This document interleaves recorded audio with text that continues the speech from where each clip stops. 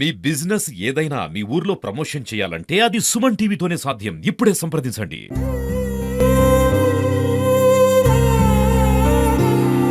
నలుగురు కొట్టి ఊరి పెట్టిండే అయ్యా, 20 లక్షల కట్నం ఇచ్చిండే అయ్యా.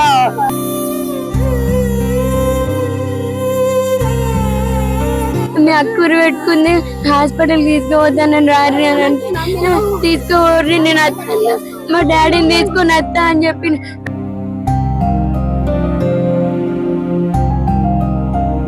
12 తులాల బంగారం తెచ్చిన నా బిడ్డకు.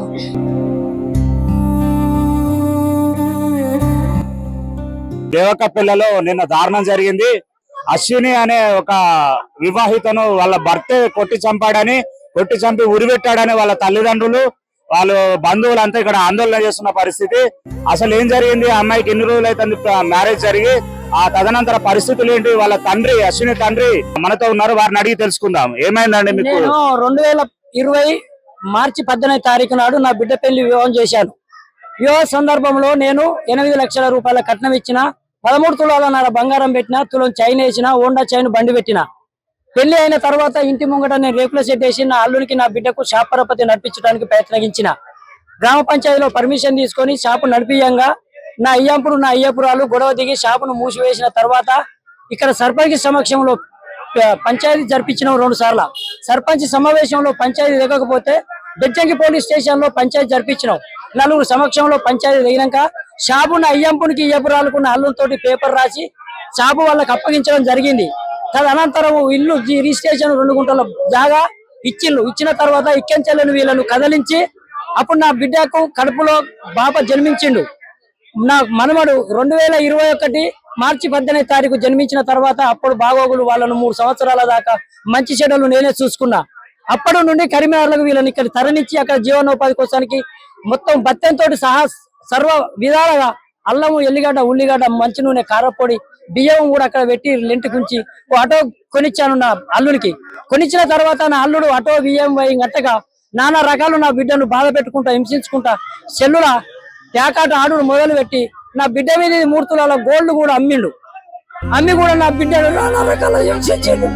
హింసించినాక నేను తీసుకొచ్చిన ఇంటిలో చదువుకున్న తర్వాత నా అల్లుడు రాకపోతే నేను చస్తా, నేను బతుకా, నేను ఉరి పెట్టుకుంటా, నేను మందం సత్తా అంటే నా బిడ్డను బుధవారం నాడు సాయంత్రం బాయికాడి పోయిన తర్వాత నా బిడ్డ వచ్చిన తర్వాత బుధవారం నాడు బిడ్డ వచ్చింది. సాయంత్రం 6 గంటలకు, బేస్తారం లేదు, శుక్రవారం లేదు, శనివారం నాడు రాత్రి 9 గంటలకు నా బిడ్డను ఫోన్ చేసి అడిగితే బాబు ఏం చెప్తాను అంటే నేను బాబు శనివారం ఒక్క పొద్దున్నా నా బిడ్డను ఒక్క పొద్దు ఉంటే మరి ఏం చేసుకున్నావు అంటే నేను చపాతి చేసుకుంటానా, పిల్లలు ఏం తినిపిస్తానంటే కొడుకుంటే ఆమ్లెట్ వేసి తినిపిస్తా బాబు అన్నది.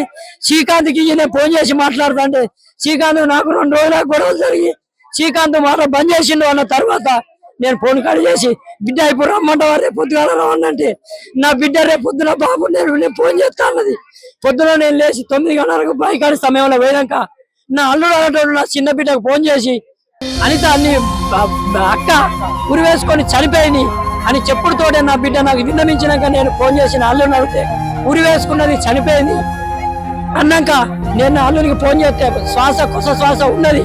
దాని లోపల నేను తొందరగా నా కొడుకుని తీసుకొని బండి వేసుకొని ఆదివారం 10 గంటల ప్రాంతంలో వచ్చే వరకు నా బిడ్డని తీసి బెడ్ మీద వండబెట్టి నేను అతని మీద పడి ఓడ్చే వరకు ఇమీడియట్లీ మా అల్లుడు మా అయ్యంపుడు మా చిన్న అల్లుడు పరారాయు 8 మంది పోలీసు వాళ్ళను నా ఆధ్వర్యంలో తోలి నన్ను పక్కకు నెట్టేస్తే మర్డర్ చేసి నెట్టేసినాక నాకు ఏమి తోచక బయటికి వచ్చిన ఆ విలేజ్ వాళ్ళను ఒక 100 మంది 150 మందిని రప్పించుకున్నాక దానికి తగిన న్యాయం గురించి వాళ్ళు కొట్లాడి ధర్నకు దిగిన తర్వాత దీన్ని న్యాయానికి చేకూర్చుదామని ఇటుపక్షాన 5-6 అటుపక్షాన 5-6 చేసి నాకు ఏం న్యాయం చేయలేదు.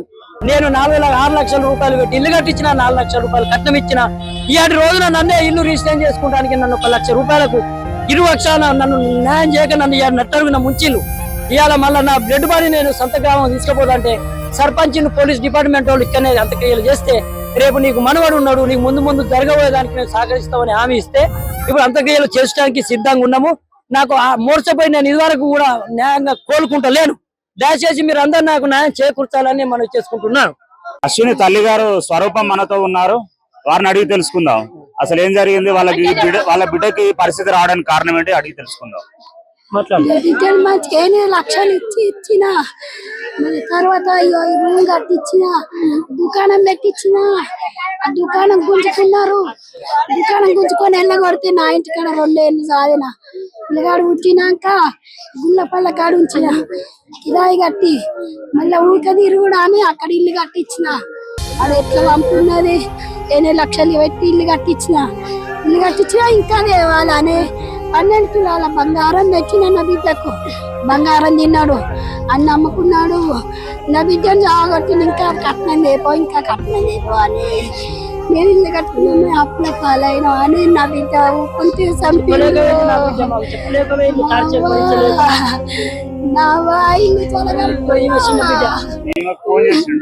ఈమెకే ఫోన్ చేసిండు.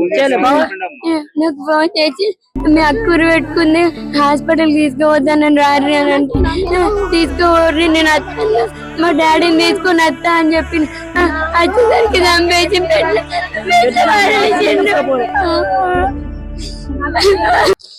బెజ్జంకి మండలం దేవకపల్లిలో దారుణం చోటు చేసుకుంది. అశ్విని అనే వివాహిత నిన్న సాయంత్రం అనుమానాస్పద స్థితిలో ఉరివేసుకొని చనిపోయిందని తెలిసింది. వారి యొక్క భర్త శ్రీకాంత్, అశ్విని వాళ్ళ చెల్లె వారిది సుందరగిరి. ఆ అమ్మాయికి ఫోన్ చేసి మీ అక్క ఉరి పెట్టుకున్నది, ఇట్లా చనిపోయింది అని చెప్పి ఫోన్ చేశారని చెప్తున్నారు. కానీ అశ్విని తండ్రి చంద్రయ్య చెప్తున్న దాన్ని బట్టి నా బిడ్డ అంతకుముందు వాళ్ళ భార్యాభర్తలకు గొడవలు జరుగుతున్నాయి, పెళ్లి చేసినప్పటి నుండి ఇప్పటి వరకు కూడా ఎప్పుడంటే అప్పుడు కొన్ని లక్షల రూపాయలు అతనికి ముట్ట చెప్పాను, దాదాపు ఒక 12 తులాల బంగారం నా బిడ్డ మీద ఉన్నది మొత్తం అమ్ముకున్నాడు. అతడు ఆన్లైన్ గేమ్లు పేకాటకు అలవాటు పడి కొన్ని రోజులు కిరాణా షాప్ నడిపించాడు, అది మూసివేశాడు. తర్వాత ఆటో కొనిచ్చాను, ఆటో కూడా అమ్ముకున్నాడు. తర్వాత వాళ్ళ జీవనం కోసం ఉప్పు పప్పులు అన్నీ కూడా నేనే పంపిస్తున్నాను, అయినా కూడా అతని బుద్ధి మారలేదు. పెద్ద మనుషులలో పోలీస్ స్టేషన్లో కూడా పంచాయతీలు జరిగాయి. 2 సంవత్సరాల క్రితం దారుణమైన పంచాయతీలు జరిగిన తర్వాత నా బిడ్డ మొన్నటిదాకా కూడా మా ఇంటి దగ్గరే ఉన్నది. ఇక్కడికి వచ్చిన తర్వాత ప్రతిరోజు నా బిడ్డను డబ్బులు కావాలి అని హింసించడం జరిగిందని చెప్తున్నాడు. చివరి దశలో ఆ అమ్మాయితో ఒకరోజు వాళ్ళ తండ్రి మాట్లాడిన పరిస్థితిలో 2 రోజుల నుండి అతనికి నాకు మాటలు లేవు, మీ అల్లుడు నాతో మాట్లాడడం లేదు అని అమ్మాయి బాధపడ్డదని చెప్తున్నాడు. అలాగే శనివారం పాపం ఒక్క పొద్దున్న నేను చపాతీలు చేసుకుంటున్నా నాన్న అని చెప్పి కొంచెం దీనంగానే మాట్లాడింది మా అమ్మాయి అని ఆ తండ్రి చెప్తున్నాడు.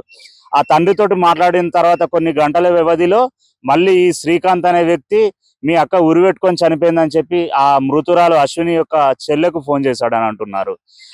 ఈ సంఘటన, ఈ ఫోన్కు నిర్ఘాంతపోయిన అమ్మాయి అశ్విని యొక్క తల్లిదండ్రులు, వారి బంధువులు కొన్ని 100 మంది ఇక్కడికి వచ్చి అసలు ఏమైందని చూడగా ఖచ్చితంగా ఆ అమ్మాయిని ఏదో గొడవ పడి ఉరిపెట్టి చంపి బెడ్ పై పడేశాడని చెప్తున్నారు. ఇక్కడికి వస్తే ఇక్కడ ఎవరు మమ్మల్ని పట్టించుకోవడం లేదు, పోలీసు వాళ్ళు కూడా సరైన విధంగా స్పందించడం లేదని అమ్మాయి యొక్క తల్లిదండ్రులు, వారి యొక్క బంధువులు వాపోతున్నారు. ఏది ఏమైనా ఇది చాలా దారుణకరమైన విషయం. వీరికి 2020లో పెళ్లి జరిగింది. ఒక చిన్న బాబు ఉన్నాడు, 2.5 సంవత్సరాల బాబు ఉన్నాడు వీళ్ళకు. ఇన్ని గొడవలు జరుగుతున్నా కూడా ఇన్ని రోజులు వాళ్ళ తల్లిదండ్రులే ప్రతి ఒక్కటి వాళ్ళ సంసారానికి పంపిస్తున్నా కూడా నెట్టుకొచ్చిన ఆ అమ్మాయి చివరి దశలో ఈ భర్త వేధింపులకు తట్టుకోలేక ఈ విధంగా చేసిందని విషయాన్ని బట్టి అర్థమవుతుంది. పోలీస్ డిపార్ట్మెంట్ వారు కానివ్వండి, ప్రభుత్వం కానివ్వండి, ఈ విషయంపై స్పందించి మృతురాలి బంధువులకు, మృతురాలికి న్యాయం చేయాలని కోరుకుంటూ కెమెరామెన్ శేఖర్తో శ్రీధర్, సుమన్ టీవీ.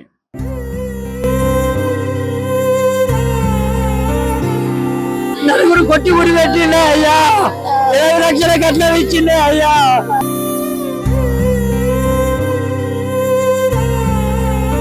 మీ అక్కూరు పెట్టుకుంది హాస్పిటల్ తీసుకోవద్దని రారి అని అంటే తీసుకోవర్రి నేను వస్తాను, మా డాడీని తీసుకొని వస్తా అని చెప్పి